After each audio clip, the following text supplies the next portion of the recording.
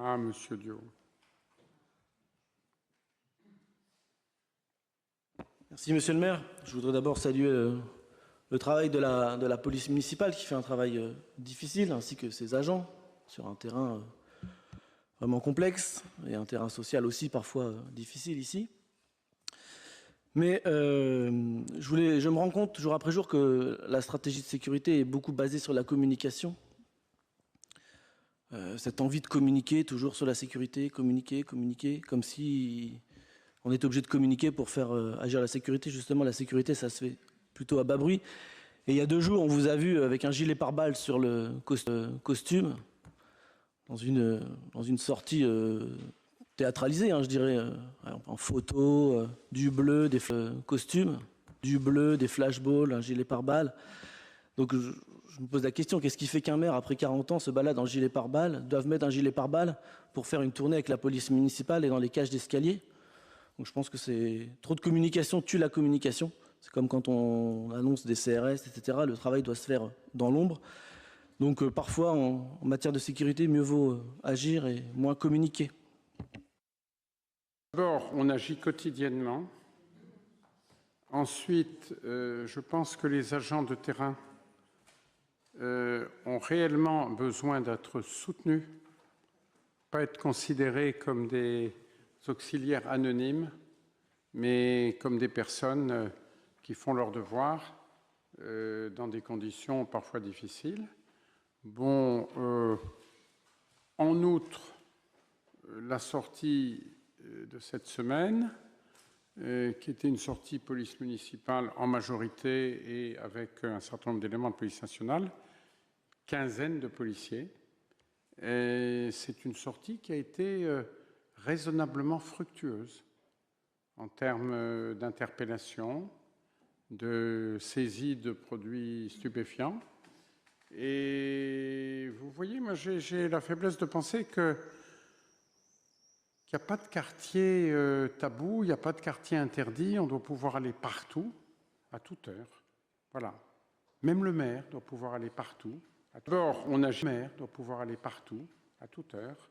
Et je peux vous dire aussi que, comme il faisait beau, qu'il y avait des gens dehors, quelques-uns, bon, ben, je peux vous dire que les contacts avec les personnes rencontrées étaient amicaux, étaient chaleureux et m'ont démontré que oui, c'était une bonne démarche de proximité et de présence sur le terrain, outre l'encouragement que l'on se doit d'apporter au personnel de police. On ne peut pas avoir la même vision des choses, non, c'est pas possible. Mais de toute manière, comme la vision qui est la vôtre, que vous exprimez avec constance sur tous les sujets, bon, est évidemment de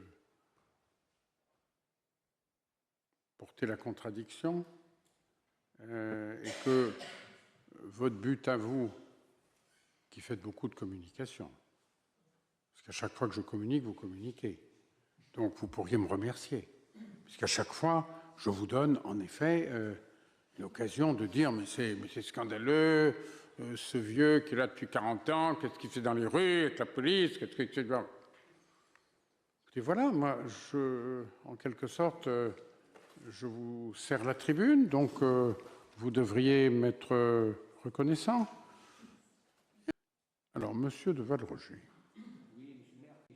Je voudrais ajouter que la communication, nous l'assumons, elle fait pleinement partie de la politique de sécurité que nous conduisons. C'est-à-dire que les voyous, les truands doivent savoir qu'il y a des opérations de sécurité qui sont régulièrement menées. Et puis, par ailleurs, et ça c'est une des particularités de la politique de sécurité que nous menons. Une question me vient, du coup, je voulais savoir si l'adjoint à la sécurité était au courant de votre déplacement et pourquoi il n'était pas avec vous ce soir-là. Il a son emploi du temps, chacun a son emploi du temps. Vous êtes vraiment très indiscret, vous voulez interférer dans nos vies personnelles. C'est inquiétant quand même.